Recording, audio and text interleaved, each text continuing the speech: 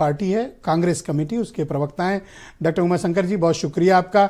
आज अमेरिका के राष्ट्रपति की शपथ होने जा रही है और अब आज से वो आधिकारिक रूप से ट्रंप राष्ट्रपति हैं।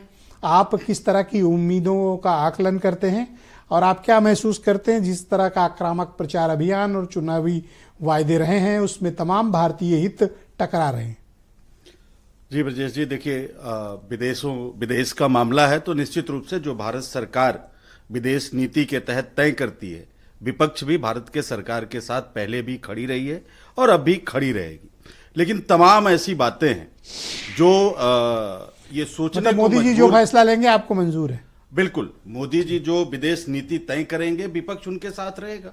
लेकिन तमाम ऐसी चीजें हैं जो ये बता रही हैं कि मोदी जी के पिछले 10 साल के कार्यकाल में जो उन्होंने विदेश नीति चलाई उससे देश को नुकसान हुआ है। हमारे तमाम पड़ोसी देश हमारे दुश्मन बन गए, यहां तक कि बांग्लादेश और श्रीलंका जैसे छोटे छोटे देश हमको आंख दिखाने लगे। कनाडा से हमारे संबंध कितने खराब हो चुके हैं हम जानते हैं। रसिया जैसे पारंपरिक मित्र हमारे, उनसे भी हमारी दूरियां बढ़ी हैं और चाइना हमारा पहले से दुश्मन रहा है। आपने अपने संबोधन में कहा कि मोदी जी और उनके रिश्ते बड़े अच्छे थे, दोनों मित्र थे।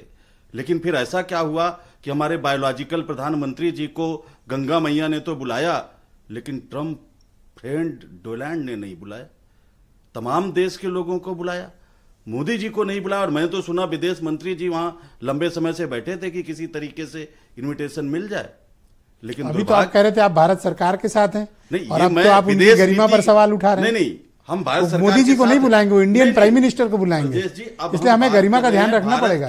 भारत की विदेश नीति, उसकी आलोचना करना हमारा अधिकार बनता है। अब मैं उस पर बात कर रहा हूं कि जयशंकर जी वहां पर बैठे रहे और प्रधानमंत्री जी को फिर भी नहीं बुलाया गया और अंबानी जी वहां पर। तो क्या ये बात खुश होते हैं आप इससे? नहीं, मैं खुश नहीं होता हूं। मैं ये कह रहा हूं विदेश नीति की समीक्षा की जरूरत है। आपने भारत के हितों की बात की, मैं बात करना चाहता हूं। आपने H1B वीजा की बात की, ये आज की बात थोड़ी है। ये तो जब ट्रंप साहब पहले थे उन्होंने H1 वीजा के नियम कितने सख्त कर दिए जिससे तमाम लोगों को उस समय परेशानी उठाना पड़ा। और जो वीजा लोग अप्लाई करते थे उनका जो कैंसिलेशन का दर था वो भी बढ़ गया था। इसके अलावा क्या भारत इस बात को कभी भुला पाएगा कि कैसे डोनाल्ड ट्रंप ने भारत के गर्दन को नीचा किया था जब ईरानी बिजनेस को, व्यापार को लेकर उन्होंने भारत के प्रधानमंत्री पर दबाव बनाया कि आप ईरान से तेल नहीं खरीदेंगे, नहीं तो हम आपके पेट्रोकेमिकल कंपनियों को बैन कर देंगे।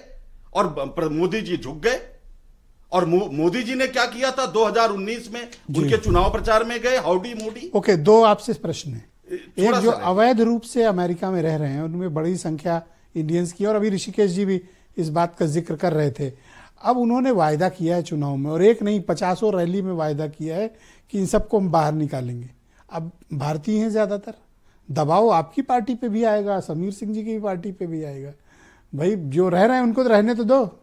बिल्कुल, मैं बिल्कुल इस बात से मैं बिल्कुल इत्तेफाक रखता हूं। राहुल गांधी जी भी गए थे।